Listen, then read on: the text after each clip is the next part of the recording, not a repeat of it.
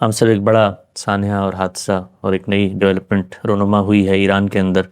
جناب خامنہئی صاحب کو شہید کیا گیا ہے. تو سب لوگ دنیا بھر میں منتظر ہیں کہ وہ آپ کے خیال و تاثرات اس حوالے سے جاننا چاہتے ہیں. کیا فرماتے ہیں موجودہ صورتحال کے اندر آپ کی کیا رائے ہے؟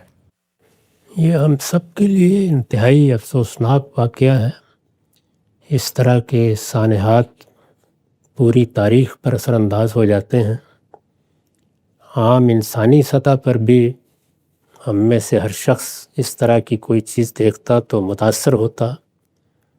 یہ تو ہمارے بھائیوں کے ساتھ معاملہ ہوا ہے، اس لیے انا للہ و انا الیہ راجعون.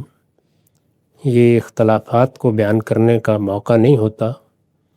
اس وقت ہم سب کو دست بدعا ہونا چاہیے کہ اللہ پروردگار عالم ان سب لوگوں کی سیئات سے درگزر فرمائے، ان کے حسنات کو قبول کرے اور ان کی نیت اور ان کے خلوص کا ان کو اجر عطا فرمائے. ہم ان کے لیے دعا گو ہیں. اللہ تعالیٰ ان کے بعد جو لوگ ذمہ داری سنبھال رہے ہیں ان کو توفیق دے کہ وہ یہ سمجھیں کہ اس دنیا میں معاملات کس طرح ہوتے ہیں، اللہ کے کیا قوانین کار فرما ہیں، ان میں علم، بصیرت اور حکمت کے کیا تقاضے ہوتے ہیں، اور اگر کوئی اقدام کرنا ہے، کوئی رائے قائم کرنی ہے، کوئی بڑا فیصلہ کرنا ہے تو اس میں کن چیزوں کو ملحوظ رکھنا چاہیے. میرے بارے میں سب لوگ جانتے ہیں کہ میں برسوں سے ایک ہی بات مسلمانوں کو کہہ رہا ہوں، اور وہ یہ کہ ان کے ساتھ جو حادثہ پہلی جنگ عظیم کے موقع پر ہو گیا تھا وہ اس کے مضمرات کو سمجھیں.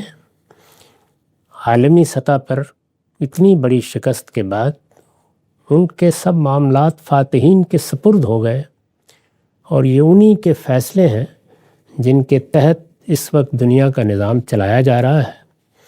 اس میں جو کچھ اللہ تعالیٰ کی عنایت اور کرم سے میسر آ گیا ہے اس پر اس کا شکر ادا کریں اور اپنی تعمیر کے لیے سرگرم رہیں.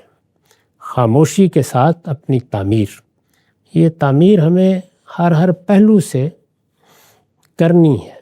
یہی ہمارا ہدف اور یہی ہمارا مقصد ہونا چاہیے. جن قوموں کو اللہ تعالیٰ نے یہ غلبہ عطا فرمایا ہے وہ عالمی سطح پر فاتح قومیں بن گئی ہیں اور پچھلی 2 صدیوں سے دنیا پر حکومت کر رہی ہیں. ان کے اس غلبے کے اسباب و وجوہ بھی متعین ہیں، وہ کوئی ایسی چھپی ہوئی چیز نہیں ہے.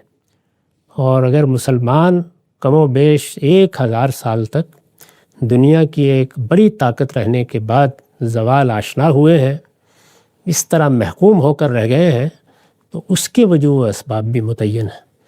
جب تک وہ وجوہ و اسباب دور نہیں کیے جائیں گے اس وقت تک محض تحور اور محض شجاعت کام نہیں آئے گی.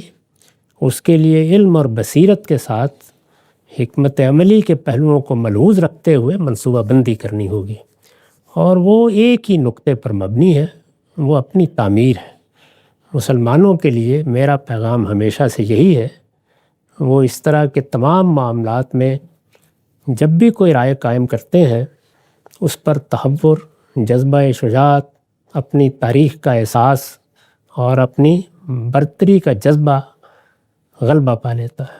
وہ حقائق کو سمجھیں اور سمجھ کر اپنے لیے لائے عمل بنائیں.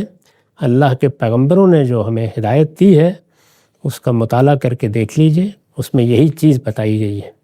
پھر وقت آ جاتا ہے جس کے بعد اللہ کے فیصلے آپ کے حق میں صادر ہونا شروع ہو جاتے ہیں. چنانچہ میں بارہا توجہ دلاتا رہا ہوں کہ یہ پچھلی 2 صدیاں شکستوں کی تاریخ سے بھری پڑی ہیں. اس میں ایک اور اضافہ ہو گیا ہے. اللہ تعالیٰ توفیق دے تو ہم اس سے سبق حاصل کریں اور اپنے لائے عمل کو بہتر کرنے کی صحیح کریں.